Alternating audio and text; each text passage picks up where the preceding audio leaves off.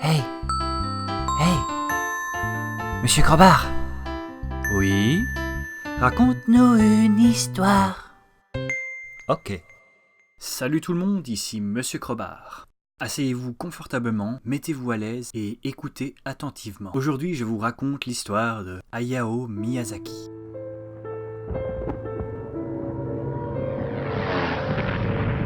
En 1944, Tokyo est bombardée par l'armée américaine. La famille de Miyazaki est forcée de déménager. Le petit Hayao Miyazaki a alors 3 ans et les images de guerre le marquent profondément. Ils vont déménager plusieurs fois et le petit Hayao sera inscrit dans 3 écoles différentes en 6 ans. Autant dire qu'il n'a pas beaucoup le temps de s'ennuyer. Et attends, t'es sûr qu'ils ont déménagé en voiture? Chut, tais-toi, c'est pas important, c'est juste pour illustrer. Ah, ok.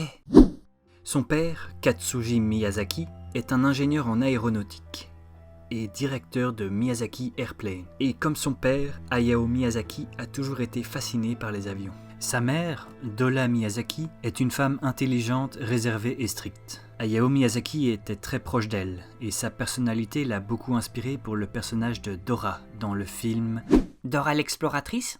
Non, Le Château dans le ciel. Hayao a aussi 3 frères, Arata, Yukata et Shiro. Ok, c'est cool, mais ça nous dit pas comment Miyazaki est devenu un si grand artiste. J'y viens mon petit Kevin, j'y viens. Pour cela, il va falloir avancer un petit peu dans le temps. Quelques années plus tard, Miyazaki a grandi. Il a maintenant 17 ans et est en dernière année de lycée. Hayao est fatigué, il a eu une longue semaine de cours et il a besoin de se reposer. Il fait donc un petit tour en ville et il passe devant le cinéma où est projeté un film d'animation, Le Serpent Blanc. L'affiche l'attire beaucoup et il décide d'aller voir le film. Après la séance, Miyazaki a un déclic. Il est tombé à la fois amoureux de la princesse Banyang et du dessin. Il décide donc de se consacrer encore plus au dessin. Il est convaincu qu'il ne doit rien lâcher. À partir de ce moment, la passion du dessin ne le quittera plus. Tout comme son père, Hayao est passionné d'avions. Il ne dessine pratiquement que cela. Pour les personnages, il s'inspire de son mangaka préféré, Osamu Tezuka, l'auteur de Astro Boy. Tout se passe bien. Il ne se prend pas la tête, il dessine énormément dans le but de progresser.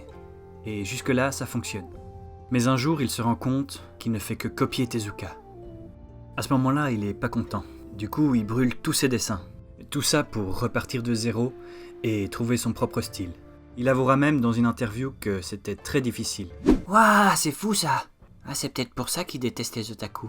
Il se revoit en eux, ça lui rappelle ses débuts et ça lui plaît pas.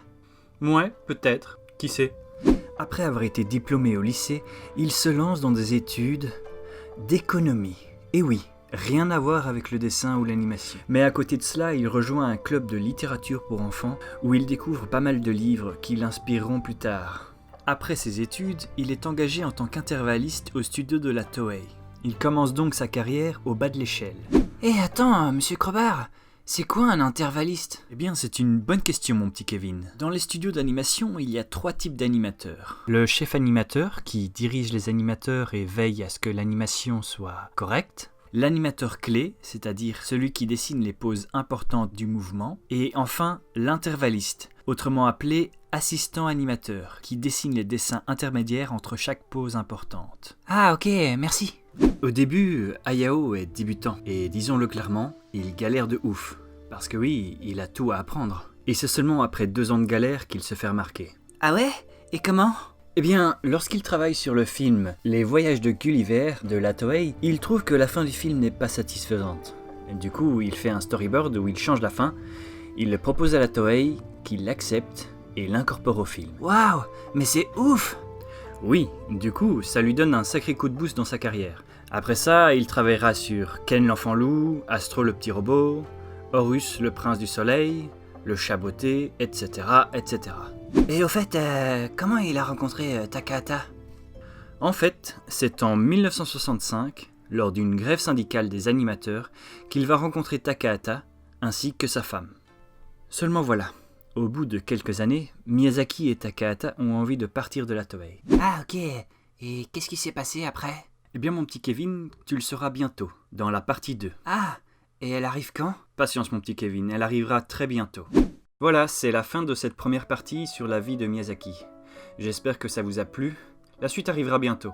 Et je vous laisse avec cette magnifique animation de Saumon. Un animateur qui fait des petits animes très sympas, j'admire vraiment son travail. Allez jeter un coup d'œil et abonnez-vous à sa chaîne. Allez, ciao!